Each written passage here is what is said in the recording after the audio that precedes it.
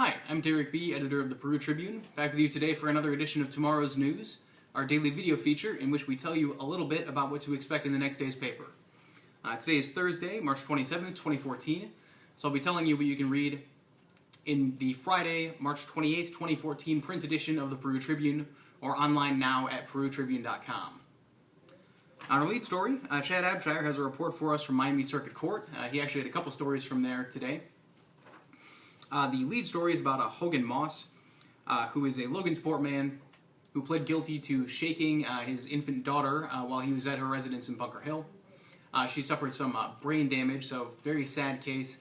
He's going to serve some jail time. Glad to see justice served there and without a trial.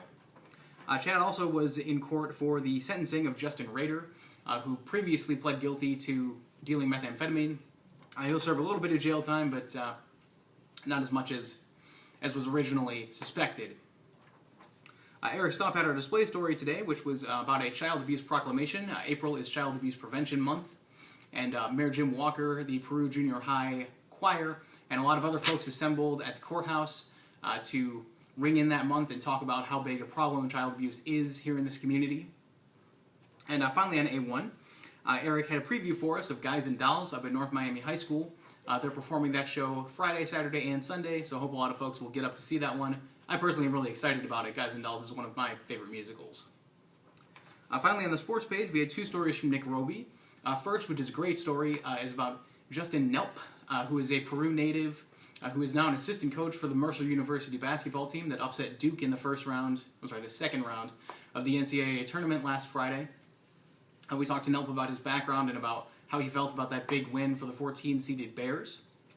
And Nick also had a story about football concussions. Indiana became the first state in the nation to mandate additional testing for students that are suspected of having concussions. We talked to Brian Strong and Steve Lynn from Peru High School and North Miami High School, respectively, the athletic directors, about their thoughts, and delved a little bit into what that law is going to mean for our local football players.